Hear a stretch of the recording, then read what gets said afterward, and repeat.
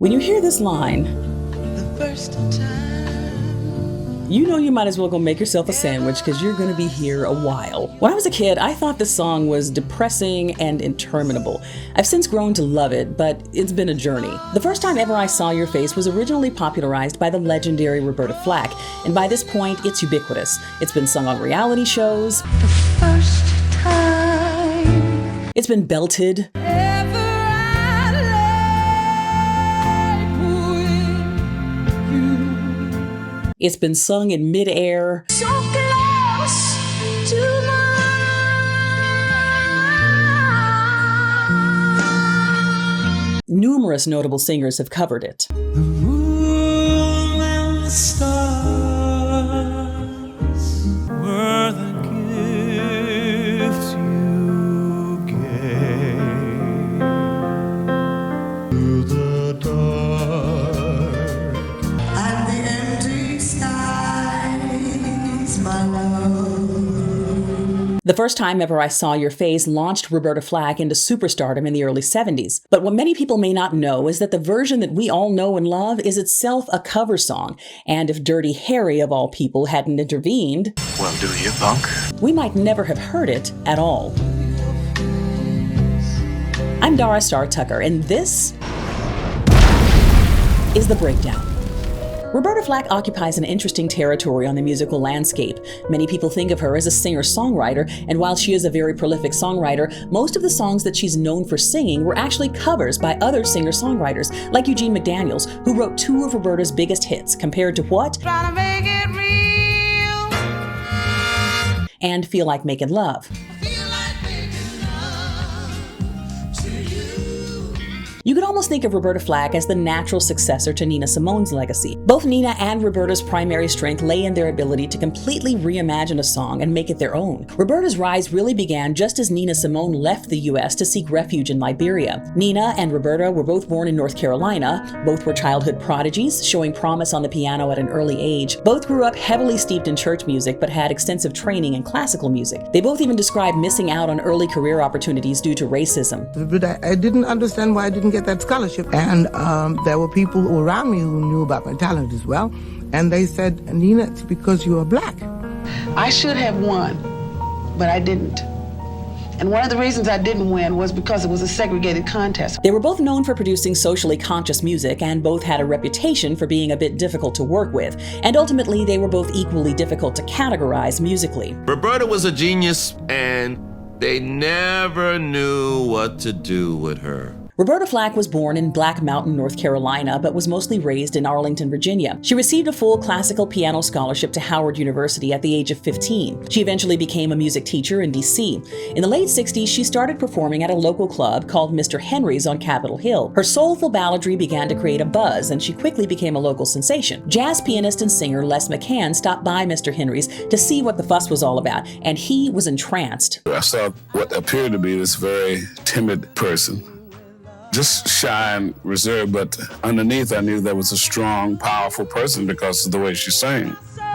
He immediately called Joel Dorn, a producer with Atlantic Records, and urged him to sign her. Because Les McCann called here. He said, there's a girl in Washington. Her name is Roberta Flack. I said, I heard about Roberta Flack before. Leave me alone. I don't want any chick singers. They're a problem. They're a hassle. Les McCann didn't want to know about no for an answer. So fine, I'll send her a contract. And then, then I heard the tape, and then I heard her. It was unbelievable. In 1968, Roberta recorded nearly 40 songs for Atlantic Records. We went in, I recorded 40 songs. The 10 or 11 songs that are on that album were from that session. And they called that album First Take because I did them like in one take. The second song on the B-side was an interpretation of a song called The First Time Ever I Saw Your Face. It was written by a British folk singer in 1957 named Ewan MacColl, who was known for writing mostly protest and labor songs. He wrote it for the woman he was having an affair with, singer Peggy Seeger, who would later become his wife. She's the half-sister of legendary folk singer Pete Seeger. Where have all the young girls gone? Now, if you've never heard the original, brace yourself. It's nothing like the version most of us know and love. The first time ever I lay with you and felt your heart beat over mine. And it strangely didn't become a hit at the time. After McCall and Seeger released the original version, the song was covered mostly in folk circles, having been recorded by people like Gordon Lightfoot. The first time ever I saw your face. Peter, Paul, and Mary.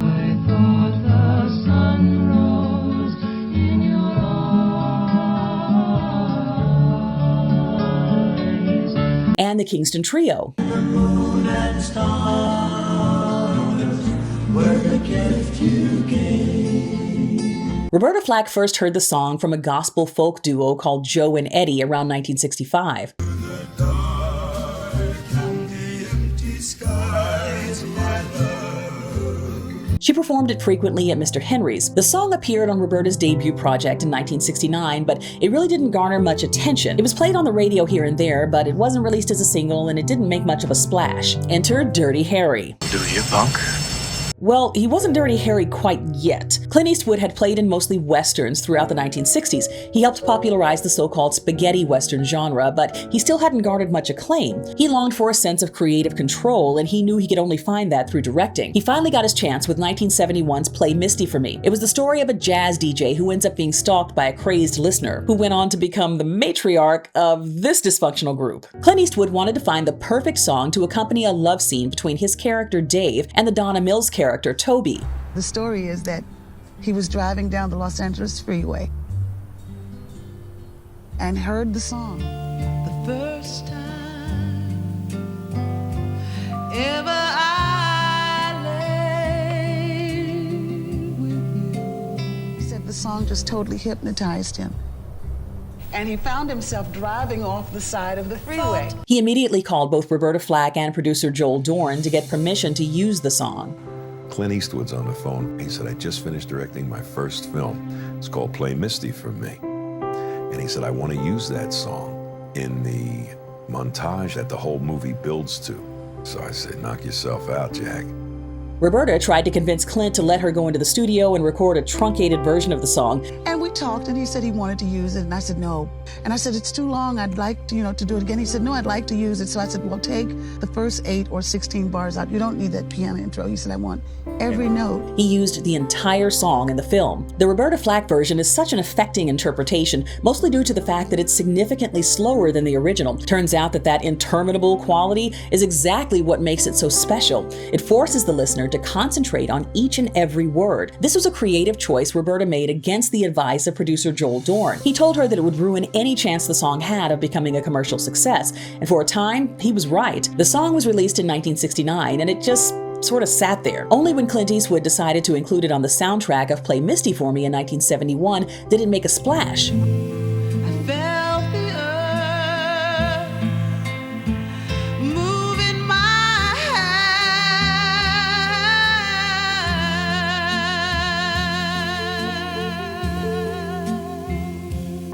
The song was out there, it had been out there, and every now and then you'd hear it on the radio, but it did not have the wide acceptance until people could associate something visual with it. After that, Atlantic Records released the song as a single, trimmed by 1 minute. Suddenly, it was being played everywhere, and Roberta's career was launched into the stratosphere. If that hadn't happened, she might have spent her life singing at Mr. Henry's.